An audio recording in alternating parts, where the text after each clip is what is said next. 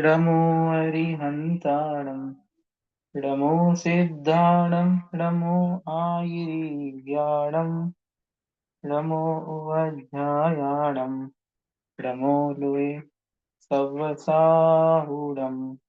जय बोलो पंच परमेष्ठी भगवान की जय। आइए।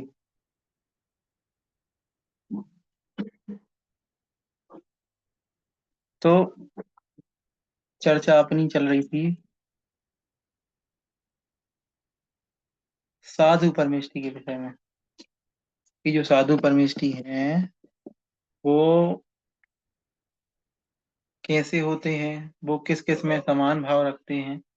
ये सारी चर्चा अपन में कल पड़ी थी और आगे इसी के बारे में चर्चा चल रही है। आइए देखते हैं। कह रहे हैं मुनि विचार करते हैं कि यहाँ हम लोग अपने अपने समुदाय से पृथक पृथक हुए मृग के सदृश हैं। अतएव उसी के समान हम भी दूसरों के परिचय से भयभीत होकर कहीं भी किंचित भोजन करते हैं। यहाँ एकांत स्थान में निवास करते हैं, प्रमाद को नहीं प्राप्त होते तथा जहाँ कहीं भी स्थित होकर अपने द्वारा किए गए शुभ अथवा अशुभ कर्म का अनुभवन करते हैं। जैसे कोई मृग है और मृग क्या करता है, अपने समुदाय से बिछड़ जाता है, तो वह मृग फिर यहाँ वहां भोजन करता है, यत्र तत्र विचरण करता है, एकांत में निवास करता है। ठीक उसी प्रकार मुनिराज की जो चर्या है या मुनिराज हैं, वो दोनों भी वो भी क्या करते हैं, यत्र तत्र विचरण करते हैं। अपना घर वगैरह उन्हें छोड़ ही दिया है मृग की तरह, और एकांत में निवास होकर के अपने आप का ही अनुभव करते हैं। तो यहाँ मृग की संज्ञा दी है मुनिराज को। ठीक है। अब मुनिराज का चिंतन किस प्रकार का होता है, प्रश्न बन सकता है यहाँ से कि मुनिराज का चिंतन किस प्रकार का होता है। ठीक, मुनिराज कैसा सोचते हैं, तो इसमें उत्तर अपन को मिलेगा कि मुनिराज सोचते हैं मैं कितनी बार संपत्तिशाली राजा नहीं हुआ, अगर बहुत बार मैं संपत्तिशाली हो चुका हूँ। ठीक है। मैं कितनी ही बार इस संसार में क्षुद्र कीड़ा बना हूँ, राजा भी बना हूँ कीड़ा भी बना हूँ, अर्थात अनेकों भवों में क्षुद्र कीड़ा भी हो चुका हूँ। इस परिवर्तनशील संसार में किसी के भी ना तो सुखी नियत है और ना दुख भी नियत है। ऐसी अवस्था में हर्ष अथवा विश्वास करने से क्या लाभ है, अर्थात कुछ भी लाभ नहीं है। देखो कितनी अच्छी बात कह दी यहाँ। कह रहे हैं कि इस संसार में मैं कीड़ा भी बना हूँ और राजा भी बना हूँ, दोनों ही बन चुका हूँ। फिर सभी कभी मैं अगर गरीब और अमीर हो रहा हूँ या मुझे सुख दुख का अनुभव इस संसार में हो रहा है, तो मैं उसमें हर्ष या विषाद क्यों मनाऊं, क्योंकि ये सब तो मुझे कई बार प्राप्त हो चुके हैं। तो मुझे आज किस प्रकार का सुख दुख के समय किस प्रकार का वीतरागी किस प्रकार का चिंतन करते हैं वह यहाँ लिखा हुआ है। और आगे क्या है, किस प्रकार का चिंतन करते हैं, तो बता रहे हैं जिसकी आत्मा अत्यंत शांत हो चुकी है, ऐसे मुनि के हृदय में सदा ही उपर्युक्त विचार स्थित रहता है। इससे उसके निश्चित ही अतिशय विशुद्धि का कारणभूत संभव होता है। मुनि आज हमेशा ही पूरे वाले श्लोक जो हमने इसके पहले पूर्व में जो श्लोक पढ़ा है उस श्लोक के अकॉर्डिंग वो सोचते रहते हैं। ठीक। तो मुनिराज के सदा ही इस प्रकार का विचार बना रहता है, उस कारण ही उनके अतिशय विशुद्ध संवर होता है, जिससे कि नियमता पूर्ण कर्म की निर्जरा होती है। ऐसे विचारों से उनकी निर्जरा भी होती है और नए कर्मों का बंध भी नहीं होता, नए कर्म आते भी नहीं है। अतएव उक्त मुनि के लिए दुखों से रहित एवं उत्तम सुख का स्थानभूत जो मोक्ष पद है वह अत्यंत निकट है। ऐसे चिंतन करने वाले मुनिराज के लिए मोक्ष बहुत दूर नहीं है, अर्थात मोक्ष बहुत निकट है। ठीक है। 49 आगे, जिन मुनियों ने सम्यक ज्ञान रूपी छिद्र रहित एवं शीघ्रगामी जहाज प्राप्त कर लिया है। ठीक। जिन्होंने विपुल तपस्वरूप उत्तम वायु को ही प्राप्त कर लिया है तथा स्नेही गुरुजन जिनके सहायक हैं, ऐसे उद्यमशील ऐसे उद्यमशील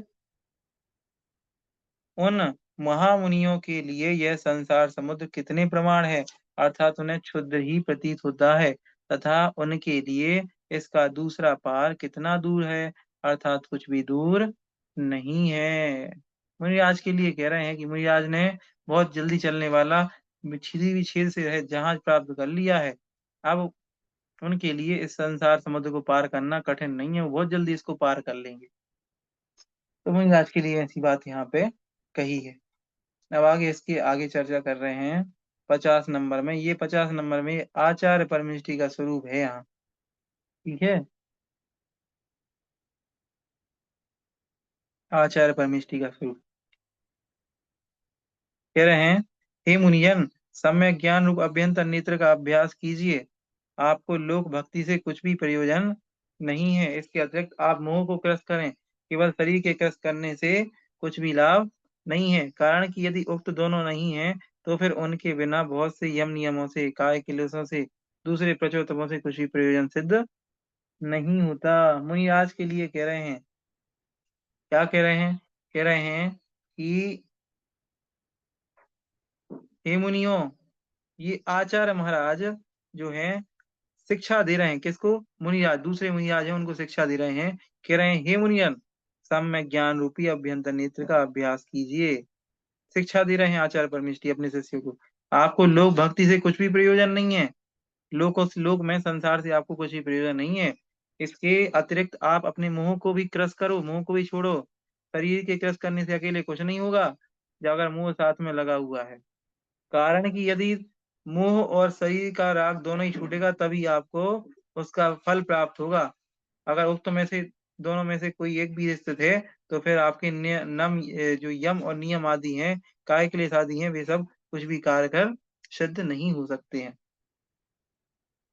तो 50वें श्लोक में आचार्य परमेष्टि अपने शिष्यों को, मुनियों को समझा रहे हैं। अब आगे 51 नंबर, 51 नंबर में क्या चल रहा है? अब आगे कह रहे हैं, यदि मुनि पाप की शांति के लिए दुष्ट कषायों का निग्रह करके अपने मन का उपचार नहीं करता है, ठीक है, कोई मुनिराज हैं पाप की शांति के लिए, दुष्ट कषायों को दूर करने के लिए अपने मन का उपचार नहीं करते हैं, अर्थात उसे निर्मल नहीं करता है, तो यह समझना चाहिए कि वह जो संसार से घृणा करता है तथा परिश्रमों को भी जो सहता है, वह तो केवल छलावा है, अंतरंग से कुछ भी नहीं है। इसलिए सबसे पहले मुनिराज को चाहिए कि पापों की शांति के लिए दुष्ट कषायों को, अपने अंदर की कषायों को शांत करें। मुनिराज के बारे में सीधा सीधा वर्णन चल रहा है, मुनिराज के स्वरूप का यहाँ पे वर्णन चल रहा है। ठीक है, चलिए और आगे चलते हैं थोड़ा सा, और मुनिराज के बारे में क्या कह रहे हैं? कह रहे हैं, प्राणियों की हिंसा पाप को उत्पन्न करती है। वह हिंसा प्रकृष्ट आरंभ से होती है। वह आरंभ धन के निमित्त से होता है। उस धन से ही भय आदि उत्पन्न होते हैं, तथा उक्त भय आदि से संसार लंबा, अतिशय लंबा होता है। इस प्रकार इस समस्त दुख का कारण धन ही है। ठीक, ऐसा समझकर जिस मोक्षाभिलाषी मुनि के धन का परित्याग कर दिया गया है, यदि यदि फिर से उक्त धन का सहारा लेता है, तो समझना चाहिए कि उसने मोक्ष मार्ग को नष्ट कर दिया है। क्या कह रहे हैं? कह रहे हैं कि मुनिराज जो हैं, यदि प्राणियों की हिंसा से वो रहित नहीं है, अर्थात आरंभ आदि उनके पास है, आरंभ से ही धन के निमित्त होता है, और उस धन से ही भय आदि उत्पन्न होता है, और भय आदि से संसार बहुत लंबा हो जाता है। इस प्रकार समस्त दुख का कारण धन है, समस्त दुख का कारण धन बता दिया है।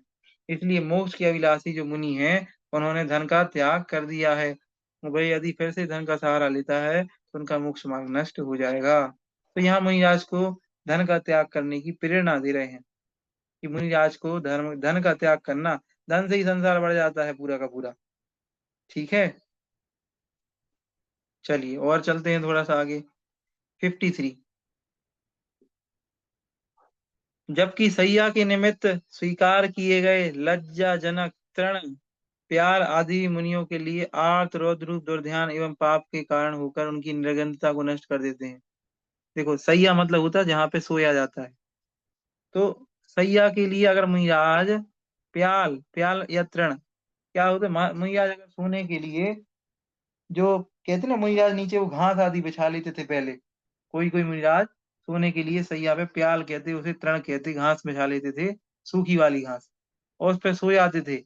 तो वो भी कहा कि मुनिराज के लिए वो जो प्याल है वो भी दुर्ध्यान, आर्त रौद्र रूप दुर्ध्यान का कारण है, और पाप के कारण होकर उनकी निर्ग्रंथता को नष्ट करता है। निर्ग्रंथ नहीं माने जाएंगे क्योंकि अभी वो उसको यूज कर रहे हैं। ठीक है। तब फिर अगर जो गृहस्थ हैं उनके योग्य अन्य सुवर्ण आदि क्या 10 निर्गंधता घातक ना होंगे? अवश्य होंगे। मुनिराज, अगर धन धान, दासी दास, कुप्य, ये सब जो 10 प्रकार के परिग्रह होते हैं, यदि इन सबको रखते हैं जो गृहस्थ के योग्य हैं, तो क्या उनकी निर्गंधता नष्ट नहीं हो जाएगी? कोई निर्गंधता की घातक नहीं है उनके लिए? अर्थात अवश्य ही है। मुनिराज के लिए जो 10 प्रकार के परिग्रह में से अगर एक भी प्रकार का परिग्रह रखेंगे तो वो निर्गंथ नहीं माने जाएंगे।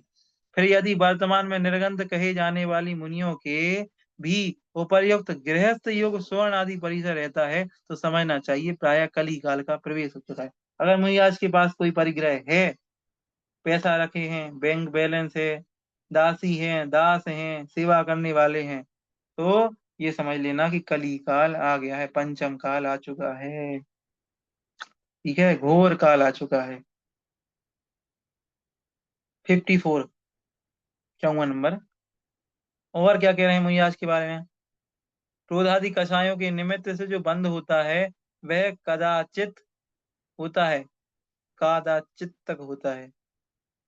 कदाचित का मतलब कभी होता है और कभी नहीं होता है, ये लिखा है यहाँ पे। क्रोधादि कषायों के निमित्त से जो मुनिराज के बंध होता है वह बंध कभी होता है और कभी नहीं होता है। ठीक। किंतु परिग्रह के निमित्त से जो बंध होता है वह सदा ही होता है। इसलिए जो साधुजन परिग्रह रूपी ग्रह से पीड़ित हैं उनको कहीं पर और कहीं भी सिद्धि प्राप्त नहीं होती। देखो कितनी अच्छी बात कह रहे हैं यहाँ पे। अपन लोग क्या है, अपन लोग हिंसा को पाप मानते, कहते हिंसा करना पाप है। अपन लोग झूठ को पाप मानते, अपन लोग चोरी को पाप मानते, कुशील को पाप मानते, लेकिन अपन लोग परिग्रह को जोड़ने में लगे रहते। कहते अपन को इतने कपड़े और लेने, अपन को इतना सामान और बाजार जाके लेना, इतना अपन को पैसा और चाहिए, इतना बैंक बैलेंस और चाहिए, इतने मकान, इतनी जमीनें, इतनी फैक्ट्रियां, इतनी दुकानें, अपन लोग लगातार इसके बारे में सोचते रहते। तो वो कह रहे हैं कि एक बार व्यक्ति को क्रोध आया एक क्षण के लिए, तो क्रोध ने तो उसी क्षण बंद कराया, लेकिन परिग्रह तो हम 24 घंटे लादे हुए हैं। परिग्रह तो हम निरंतर लादे हुए हैं। बताओ बैंक बैलेंस क्या कभी ऐसा होता है कि कुछ देर के लिए छूट जाए? जब से अपन ने बढ़ाया है तब से वो पैसा अपने साथ लगा हुआ है, परिग्रह का पाप अपन को उसको लग रहा है।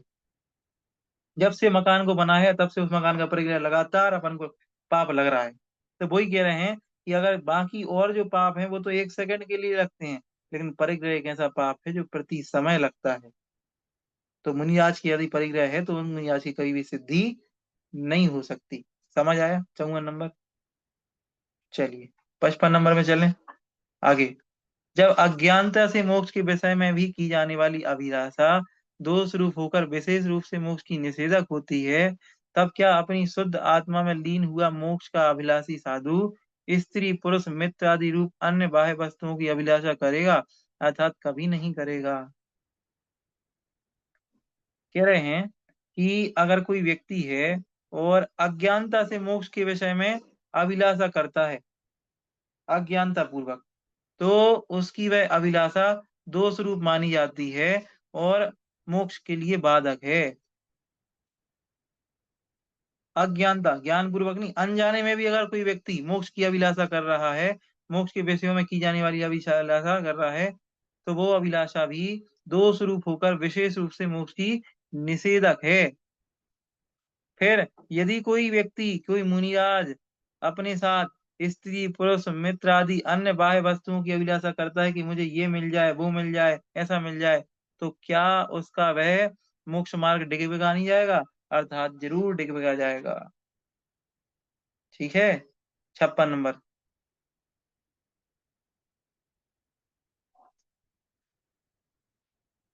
एक और पढ़ते हैं, 55 ठीक है आज के लिए, थोड़ा सा समय ज्यादा हो रहा है। ठीक है, आज के लिए इतनी रखते हैं, कल इसके आगे चर्चा करेंगे क्योंकि समय थोड़ा सा आज ज्यादा हो गया। इसके आगे चर्चा अपन कल करेंगे। आइए, बोधि समाधि परिणाम शुद्धि, स्वात्मोपलब्धि शिव सौख्य सिद्धि, चिंतामणि चिंतित बुद्धिमानी, त्वा वंदे मानस से ममास्तु देवी 9 बार नमोकार।